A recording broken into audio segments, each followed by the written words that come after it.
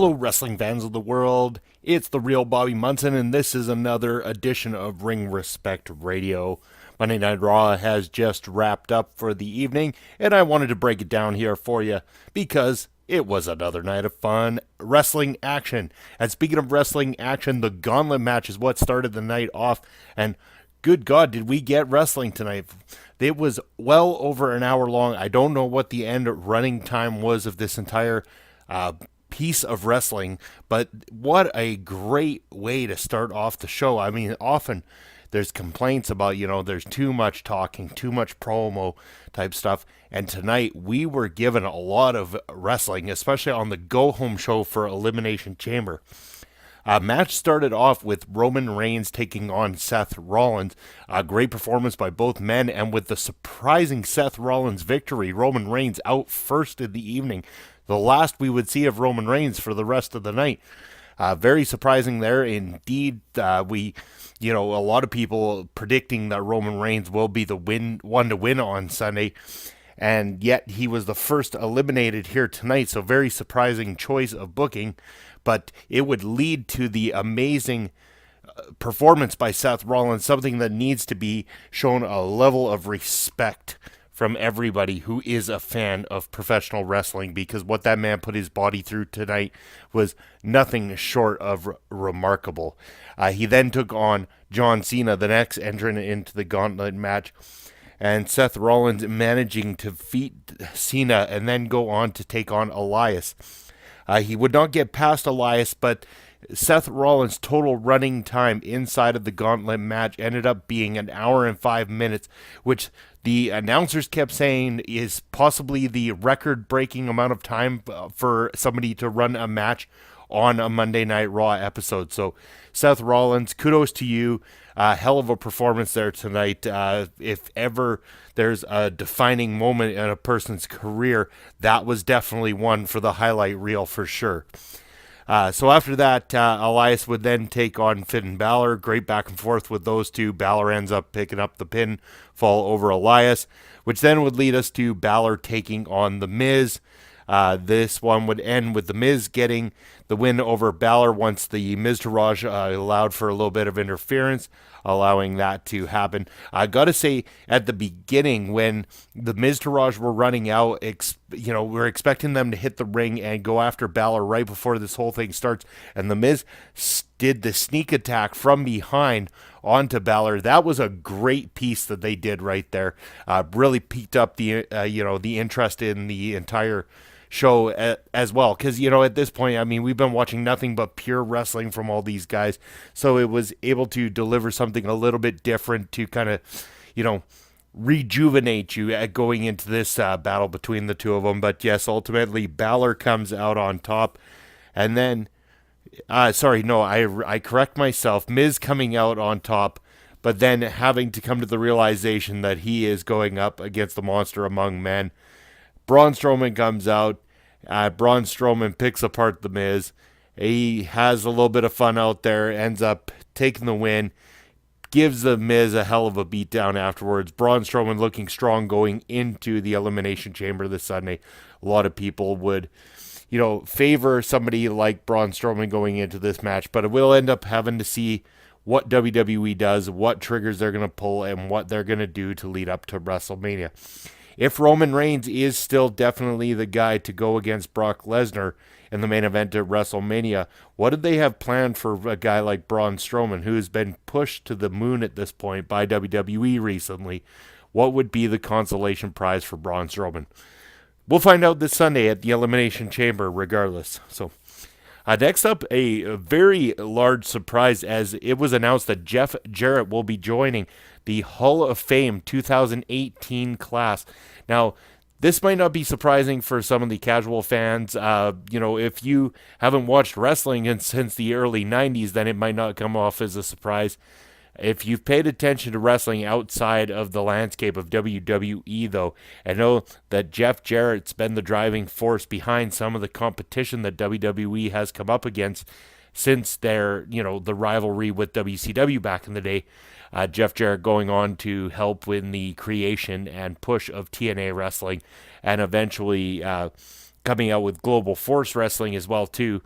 So Jeff Jarrett has very much pushed against the McMahons and the WWE, and it's been very noted that had his issues with them and everything. So obviously some of that is cooled down since Jarrett, I believe, was sent to rehab for alcohol problems, all of which was being funded by WWE, if I'm to understand what's been said online anyway. And so, kudos to the WWE for doing that for him, and then to also take it upon themselves to induct this man into their Hall of Fame. It helps rebuild the bonds, and stuff like that. So it's great to see. Good to see Jeff Jarrett getting his opportunity to be in the WWE Hall of Fame, because he has had some memorable moments in WWE history. So he definitely deserves an opportunity to be amongst some of his, friends and everything inside that Hall of Fame as well, too. Next, Asuka comes out for what we thought might be a match. I assumed was a match. Comes out, does a little interview with Renee Young, but Nia Jax coming in with the interference there, and the two battle each other back and forth, leading us to get excited for Sunday. We've got Nia Jax taking on Asuka. If Nia wins and beats the streak of Asuka, she'll be added as a third person in the women's title match come WrestleMania. I'll give more of my thoughts on that as I talk about the predictions for Elimination Chamber on Sunday. And just as I say that, going to go ahead and plug that I'm going to have a special guest on the show tomorrow. We will not be doing a review of SmackDown. What we're going to be doing is more towards a predictions of Elimination Chamber, talking about Elimination Chamber and some of the things there as well, too, including the contract signing of Ronda Rousey, which is one of the big talks leading into this Sunday's Elimination Chamber. So, next we had a match. It was the Bar taking on Titus Worldwide. And, surprisingly, Apollo Crews getting the pin over Cesaro, making this, I believe, the third time that Titus Worldwide has got the better of the Raw Tag Team Champions, the Bar. At this point of my recording, I'm not too sure if this means that this Sunday we're going to get an official tag team title match between the Bar and Titus Worldwide, but I'm only assuming that that's where this is all leading. So hopefully we'll get some clarification soon if it hasn't already been clarified on WWE.com at this point. Chances are we are going to see Titus Worldwide finally getting that tag team title match against Sheamus and Cesaro. We then got a promo package between Bray Wyatt and Woken Matt Hardy, talking about their match coming up at Elimination Chamber and the battle they've been locked in. This was, the typical back and forth we've seen from Matt Hardy and from Bray Wyatt during this feud so far.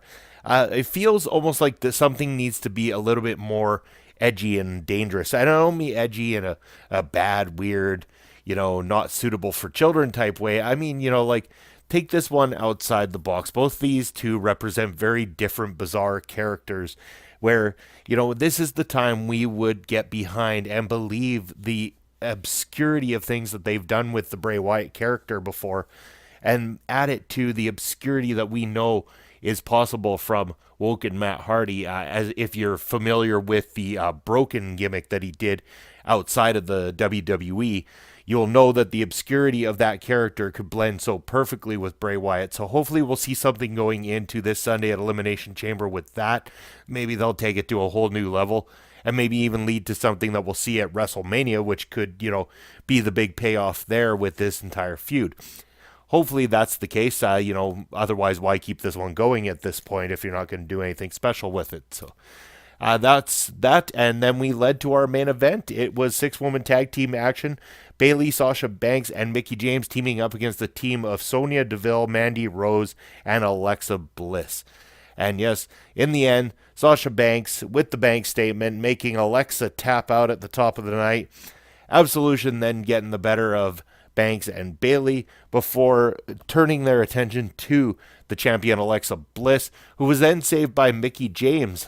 So Alexa and Mickie standing strong at the top of the night, showing, a possible forming of the two that, maybe they will align this Sunday at Elimination Chamber to get, make their odds a little bit better when you already know that Absolution are going to be in that match. The two of them already a pairing. Bayley and Sasha seemingly, inseparable friends at this point in time. We'll see what happens once they're thrown into the Elimination Chamber match this Sunday. Could it put that final wrench in that friendship that's been unbreakable to this point? Well, anyways, as I said, tomorrow night, make sure to tune in. So tomorrow night, going to have a special guest. We're going to be bringing you Elimination Chamber predictions and talking all things WWE. So what did you guys think of Raw tonight? Let me know in the comments below, and make sure you do me a big favor and hit the subscribe button, hit the bell notification sign right beside it so that you know every time we release new content here on Ring Respect Radio. I want to thank you all for tuning in once again. It has been marvelous being able to deliver a great edition of Ring Respect Radio to you all. And until next time, you either get real or get Munson. Bobby out.